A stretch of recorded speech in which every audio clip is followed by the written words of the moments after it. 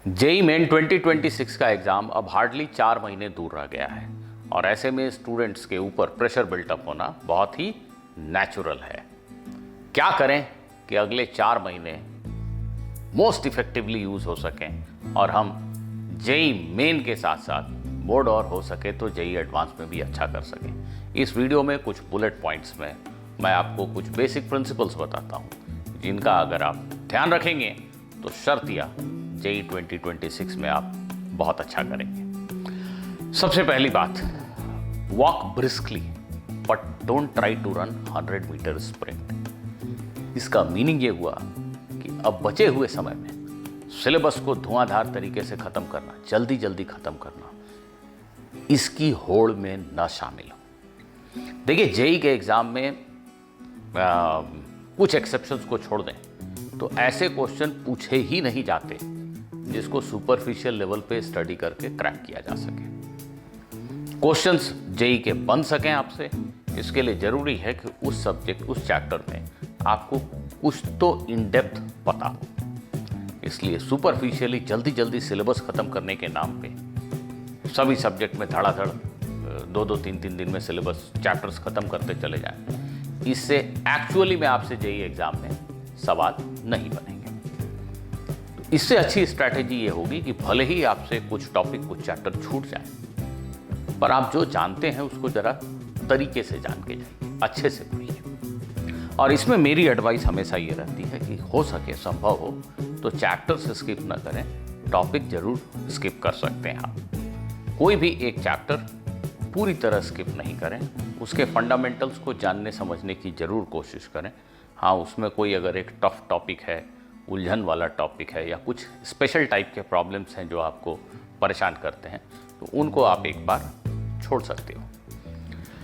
इसके बावजूद अगर कुछ चैप्टर छोड़ने की नौबत आ ही जाए तो छोड़ दीजिए, पर जो भी पढ़ रहे हैं उसमें अंडरस्टैंडिंग पे कॉम्प्रोमाइज़ मत कीजिए, क्योंकि अंडरस्टैंडिंग पे कॉम्प्रोमाइज़ मतलब आपने जो पढ़ा है उसके क्वेश्चन भी आपसे नहीं बनेंगे। इसका ये मतलब बिल्कुल नहीं है कि आप एक चैप्टर, एक टॉपिक को लेकर बैठ जाइए। You have to keep walking, walk briskly but don't try to run 100 meter sprint. That is my first advice. Second thing, particularly applicable for students who are in class 12th right now. आपको board exam भी देना है और बहुत सारे topics ऐसे हैं जो इस समय आप पहली बार पढ़ रहे हो। अभी जो टॉपिक्स आप पढ़ रहे हो इनको बहुत बार रिवाइज करने का समय आपको शायद नहीं मिलने वाला है। तो इसलिए बेहद जरूरी है कि अभी इस समय जो टॉपिक्स आप पढ़ रहे हो इनके कम से कम बहुत अच्छे नोट्स बनाओ, जिससे आपको आगे रिवाइज करने में समय कम लगे, और कम समय लगेगा तो मल्टीपल टाइम्स आप रिवाइज भी कर पाओगे। अच्छे नोट्स से मतलब है उन नोट्स में डेरिवेशंस को भी शामिल करो। हाँ, सारे डेरिवेशंस जो बोर्ड एग्जाम में पूछे जाते हैं उन सब को शामिल करो, सारे ग्राफ्स और डायग्राम्स को शामिल करो। इसके अलावा जब आप प्रॉब्लम सॉल्व करते हो तो आपने जो भी मिस्टेक्स कमिट करी पहले अटेम्प्ट में उन सब को रिकॉर्ड करो, और कोई भी क्वेश्चन में आपको कोई ट्रिकी बात लगती है, कोई लगता है कि शॉर्टकट था ये, उन सभी चीज़ों को रिकॉर्ड करो। ये ऐसे नोट्स बनाने से ये इंश्योर हो पाएगा कि जब आप रिवाइज करोगे तो हर वो चीज़ आपके आंख के सामने होगी जो आपने मेहनत करके एक बार सीख ली थी। और रिवीजन का यही तो मतलब होता है कि हमने जो सीख लिया है वो हमारे दिमाग में रहे। तीसरी बात, आप में से बहुत सारे लोग सिंसियर एस्पिरेंट हैं जेई एडवांस्ड के, वो जेई आईआईटी ही जाना है।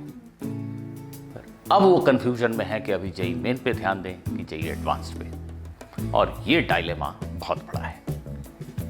नेचुरली जेई मेन एक क्वालिफाइंग एग्जाम है, इसमें आपको अच्छा तो करना ही है, पर जेई एडवांस की प्रिपरेशन को पीछे भी नहीं रखना है।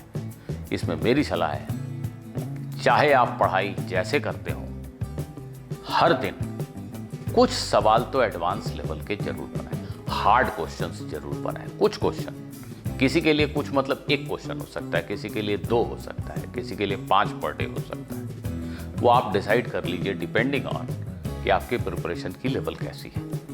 पर 1 से 2 सवाल, हार्ड सवाल जिसको आप कहते हैं, वो आपको हर दिन बनाने हैं। छोटी छोटी चीज़ें अगर लंबे समय तक की जाएं, छोटे छोटे बदलाव या कोई भी छोटा एफर्ट कंसिस्टेंटली लंबे समय तक किया जाए तो उसका बहुत बड़ा इफेक्ट होता है। अभी जेईई एडवांस का एग्ज़ाम तो ऑलमोस्ट 8 महीने 250 दिन दूर है।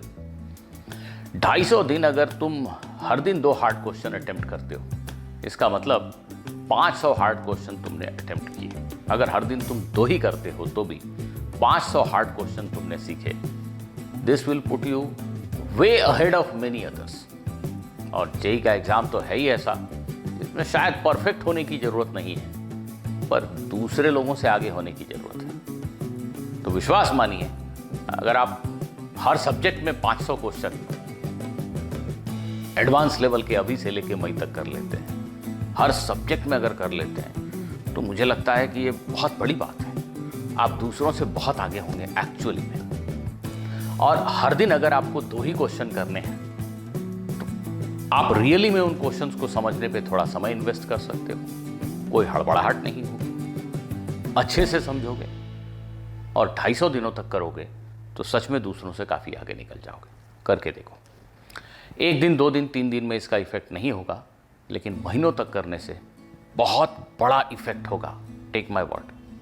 सो जेईई एडवांस को पीछे मत छोड़ो, उसको भी साथ लेके चलो। और जो सबसे बड़ी चीज जो जनवरी माह में जाकर इनफैक्ट दिसंबर ऑनवर्ड से बच्चों के लिए एक नाइटमेयर बन जाती है, वो है board exam.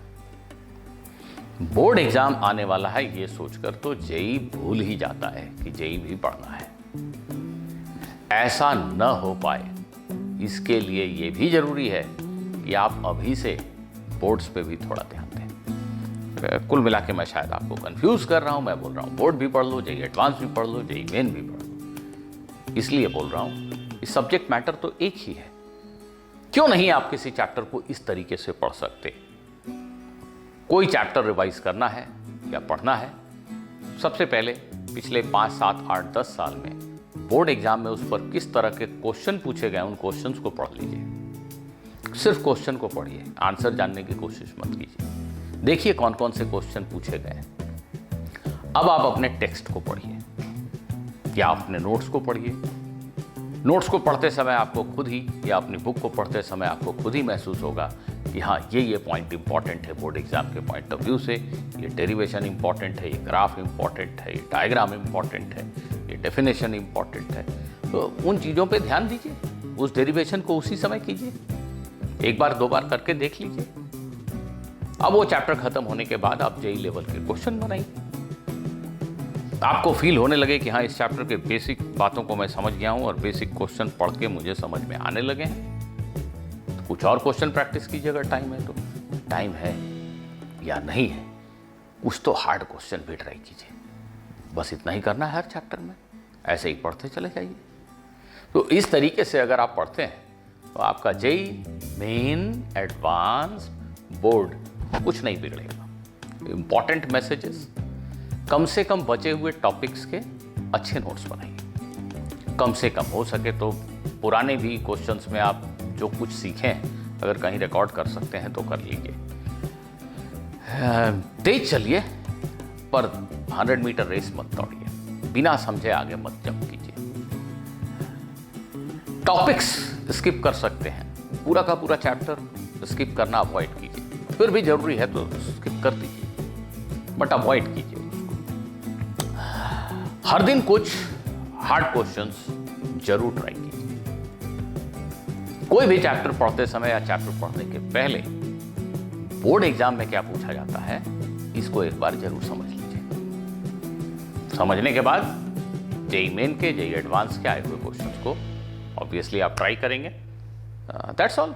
Keep on doing that, keep on doing this chapter after chapter and ultimately you will find that you are way ahead of others. Video अगर अच्छा लगा तो लाइक कर देना। अपने दोस्तों से तो तुम लोग शेयर करते नहीं हो, चलो मम्मी पापा से ही शेयर कर देना।